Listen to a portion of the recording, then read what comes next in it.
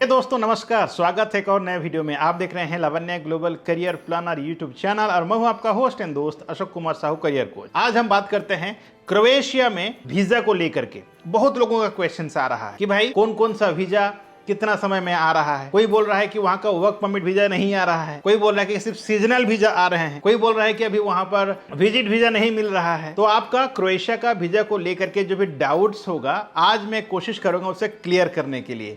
अगर आप भी अप्लाई किए होंगे डी कैटेगरी वीजा के लिए या फिर विजिट वीजा के लिए या फिर सीजनल वीजा के लिए, कौन सा वीजा कितना दिन में आता है और अभी कितना दिन में आ रहा है, क्या लेटेस्ट अपडेट्स हैं, मैं आपको बताने वाला हूं। तो वीडियो में आगे तक बने रहें ताकि आप भी अपने आप को अपडेट कर सकें अगर आप भी एक जॉब सीकर हैं। तो बिना देर किए हुए शुरू करते हैं आज का हमारा ये वीडियो। अगर आप पहले बार चैनल पे आए हैं तो चैनल को सब्सक्राइब कर लीजिएगा, साथ ही बेल आइकन को ऑन करके नोटिफिकेशन बटन को ऑन रखें। क्रोएशिया का वीजा को लेकर के सचमुच बहुत लोगों को डाउट्स है। लोग कह रहे हैं, मेरे ही बहुत सारे व्यूअर्स कह रहे हैं कि सर, कई यूट्यूबर्स ये बता रहे हैं कि अभी जो वीजा आ रहा है वो वीजा जो है सीजनल वीजा है, डी कैटेगरी वीजा नहीं है, work permit long term visa नहीं है। तो क्या सच्चाई है? तो मैं आपको कंफर्म करता हूं दोस्तों, ऐसा कुछ नहीं है। सीजनल वीजा भी आ रहे हैं और लॉन्ग टर्म वीजा भी आ रहे हैं, ठीक है, और विजिट वीजा भी आ रहे हैं। जैसे कि मैं कई बार बता चुका हूं यह बात कि भाई अगर आप लॉन्ग टर्म वीजा के लिए अप्लाई कर रहे हैं तो आपका प्रोसेस का जो समय है कम से कम 8 से 9 महीने का समय लगने वाला है, शुरू से लेके आखिरी तक। अब मैं ये नहीं कह रहा हूं कि 9 महीना लगेगा आपको वर्क परमिट आने में, लग भी सकता है, लेकिन मैं जो बता रहा था वो पूरा प्रोसेस को लेकर के, जब से आप शुरुआत करते हैं प्रोसेस और फ्लाई होने तक का जो समय है दोस्तों, वो कहीं ना कहीं 6 से 9 महीने का समय लग रहा है फिलहाल।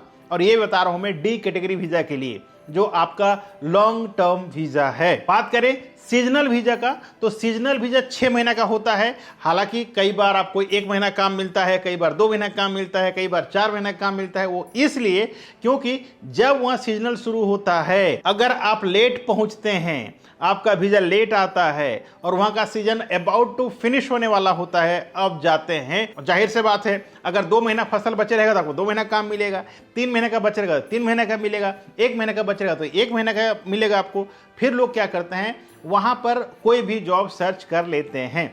अगर जॉब सर्च नहीं कर पाया तो उनको वापस आना पड़ता है। हालांकि ऐसा बहुत ही कम देखने को मिलता है कि ऑलरेडी कोई बंदा यूरोप चला गया हो और वापस आया हो। लेकिन हाँ, यहाँ एक बात हो सकता है, अगर किसी को वहाँ का एटमॉस्फेयर अच्छा नहीं लगा तो कुछ ना कुछ बहाना करके आ सकता है, वो अलग बात है, नहीं तो वहाँ काम की कोई कमी नहीं है। तो आपको समझना जरूरी है दोस्तों, अगर आप एक जॉब सीकर हैं, यूरोप में जाकर के, यूरोप में जो देश है क्रोएशिया, वहाँ जाकर के आप भी जॉब लेना चाहते हैं, तो आपके मन में कम से कम ये रखना है कि भाई मेरा जो प्रोसेस है वो लगभग 7 से 8 या 9 महीना लग सकता है। और यही मेंटालिटी लेके अगर आप अप्लाई करते हैं तो आपको सक्सेस मिलना निश्चित है। मैंने देखा है कई लोग जो अप्लाई तो कर लेते हैं, 1 महीना 2 महीने के बाद फिर से बार बार अपने एजेंसी को कॉल करके पूछते रहते हैं कि मेरा क्या हुआ, मेरा प्रोसेस कहाँ तक गया, कहाँ तक गया। तो भाई मेरे, कोई एजेंसी आपको वीजा नहीं देता, कोई एजेंसी आपको वर्क परमिट नहीं देता। एजेंसी का काम है आपका प्रोफाइल को पुटअप करके आपका प्रोफाइल को प्रोसेस करवाना, राइट। जब तक आपका वर्क परमिट नहीं आएगा, वो कैसे बता सकता है कोई एजेंसी वाला कि आपका वर्क परमिट कब तक आएगा। लेकिन आप लोगों में पेशेंस नहीं रहता है, आप लोग बार बार परेशान करते हैं अपने एजेंसीज को फ़ोन कर करके कि मेरा कब आएगा, मेरा वर्क परमिट कब आएगा, क्या मेरा परमिट आ जाएगा। तो कोई नहीं जान सकता कब आएगा, वो तब पता चलेगा जब उनके हाथ में आता है, और वो तब आएगा जब वहाँ का गवर्नमेंट इश्यू करेगा, राइट। तो ऐसा किसी को परेशान अगर करोगे आप तो खुद परेशान होगे, कोई मतलब नहीं है। अगर आपने किसी एजेंसी को काम दिया है, विश्वास के साथ दिया है, तो ये भी विश्वास रखना चाहिए आपको कि वो एजेंसी आपका काम करा के देगा, चाहे वो 6 महीने लगे, चाहे 8 महीने लगे, चाहे 9 महीने लगे। ये बात आपको ध्यान रखना है। दूसरा, सीजनल वीजा। दोस्तों हर समय ध्यान रखना है, सीजनल अगर आप अप्लाई करना चाहते हैं तो मंथ ऑफ जून में अप्लाई करना चालू कर दें। ये भी आने वाला जो महीना है उस महीने में अगर अप्लाई करते हैं तो आपका वीजा जल्दी आता है। अगर आप रेगुलर में अप्लाई करना चाहते हैं तो आप किसी भी महीने में अप्लाई करें, आपको वीजा आना ही आना है। अगर आपका प्रोफाइल मैचिंग करता है कोई जॉब्स के लिए, अगर आपका एजुकेशन, आपका एक्सपीरियंस, आपका स्किल्स अगर मैचिंग करता है कोई भी जॉब ओपनिंग्स में, तभी जाके आपको मिलता है।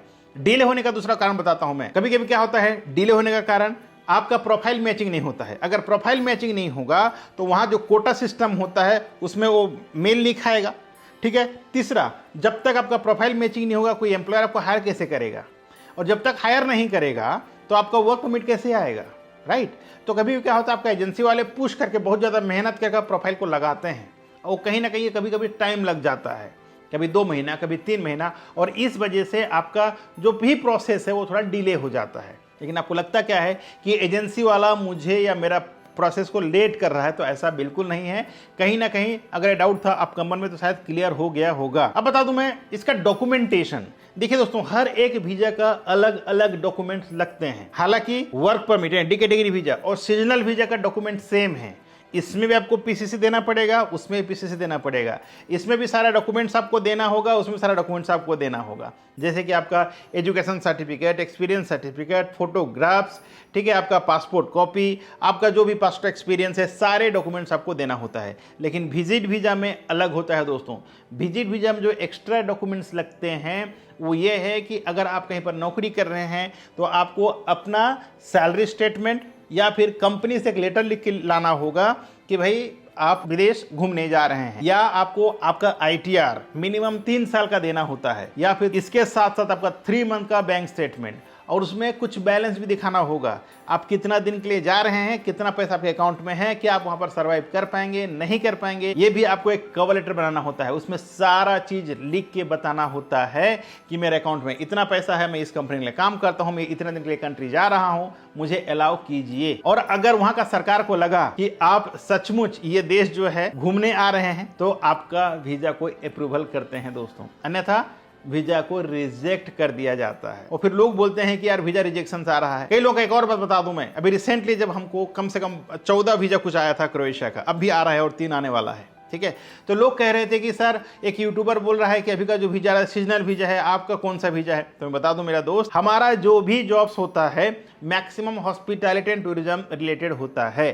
तो हमारा जो भी वीजाज आते हैं वो सारे लॉन्ग टर्म वीजा होता है, चाहे वो शेफ्स का हो, चाहे वो वेटर का हो, चाहे वो हाउसकीपर का हो, ठीक है। हमारा मैक्सिमम जो वीजा आता है, मैक्सिमम के सारे वीजा, हम तो सीजनल करते ही नहीं है, सारे वीजा लॉन्ग टर्म वीजा होता है, डी कैटेगरी वीजा होता है। तो इसमें आपको संदेह करने की कोई जरूरत नहीं है, या फिर आपके मन में कोई डाउट नहीं रहना चाहिए। आशा करता हूं आपके मन में जो भी डाउट्स था होगा, चाहे वो विजिट वीजा को लेकर के, चाहे वो सीजनल वीजा को लेकर के, चाहे वो वर्क परमिट वीजा को लेकर के, वो क्लियर हो चुका होगा। अगर अब भी आपके मन में कोई दुविधा, कोई क्वेश्चंस, कोई क्वेरीज हैं तो आप मुझे कमेंट बॉक्स में कमेंट जरूर करें। मैं कोशिश करूंगा आपका जो भी क्वेश्चंस रहेगा उसको रिप्लाई करने के लिए, या फिर आप मुझे फॉलो कर सकते हैं मेरा इंस्टाग्राम में और DM करें। Thank you so much for watching. अगर आपने अभी तक इस वीडियो को देखा है मतलब आप भी एक जॉब सीकर हैं। अगर आप भी और ज्यादा इन्फॉर्मेशन लेना चाहते हैं तो चैनल कर लीजिए सब्सक्राइब, बेल आइकन को दबाना बिल्कुल ना भूलें। साथ ही साथ ये जो वीडियो है इसे अपना दोस्तों को शेयर जरूर करें ताकि उनको भी कुछ इन्फॉर्मेशन